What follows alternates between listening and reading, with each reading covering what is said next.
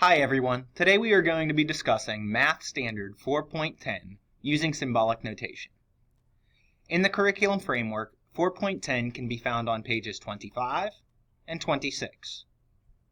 The mathematical process goals for students that will be touched upon in this module include mathematical communication, mathematical connections, and mathematical representations.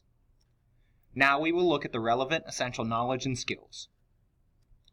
The essential knowledge and skills is located in the right-hand column of the curriculum framework. For 4.10, we will be focusing on the second and fifth bullets. Bullet 2 says, use symbolic notation to name points, lines, line segments, rays, and angles. Bullet 5 says, use symbolic notation to describe parallel lines and perpendicular lines. Now we will explore the Understanding the Standard portion of the curriculum framework. You'll find the specific topics on pages 25 and 26 highlighted in the red boxes. The first representation is a point. This is essential because every figure following this will have a point. Students need to know for mathematical communication that we will use capital letters to represent points no matter the size of the point. Next, we have a line which will be named using 2 points. Students should be helped to make the connection between the symbol above the 2 letters representing the point on the line and the fact that it looks just like a line, with arrows at both ends. Here we have lines PR or RP and line MN or NM.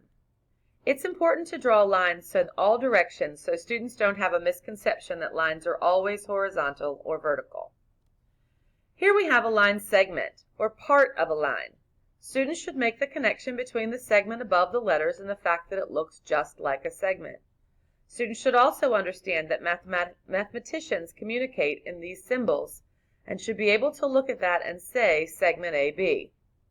Here we also have segment AZ, or ZA, and segment BY or YB. Now we discuss a ray. Students should notice that the symbol that indicates a ray is also a ray with one endpoint and one arrow. It is important to note that no matter the direction of the actual ray, the symbol will always point to the right. Also, students must understand that the way we communicate the direction of the ray is by starting with the endpoint and saying that letter first. The ray we have here is PQ. It cannot be QP because P is the endpoint. In this picture we have a number of rays because a ray is part of a line. We have ray CP, DM, DC, and CD.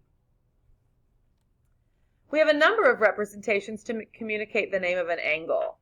We will use this symbol to represent the word angle.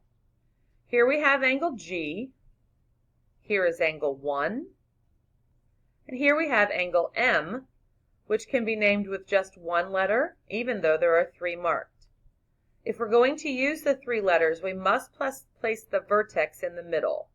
We can say this is angle TMG or angle GMT, but either way the M must be in the middle because it is the vertex. Please make certain to not draw angles with one horizontal side always. Be sure to expose students to acute angles, obtuse angles, and have them point in all directions. Parallel lines and the symbol for it make a great connection for students. The symbol looks like parallel lines, and also the 2 L's in the word parallel also are parallel lines. It is important that parallel lines be drawn at different angles. It's easy to always show them horizontal or vertical. Challenge yourself not to do this. Students should be able to communicate by reading the symbol for the line as well as parallel, and state that line AT is parallel to line BE. Perpendicular and its symbol are also a great connection for students to make. The upside down T looks like perpendicular segments. Students should be able to communicate the representation line AP is perpendicular to line ET. Again, it's important to not always draw horizontal and vertical lines to represent perpendicular. Last, students need to learn about markings that indicate congruent and parallel sides.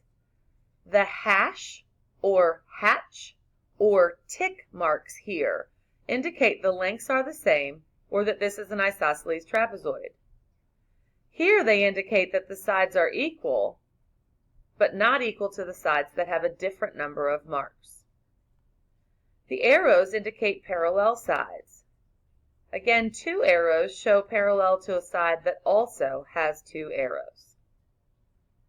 Be sure to visit the instructional video for 4.10 and the potential assessment questions video for 4.10.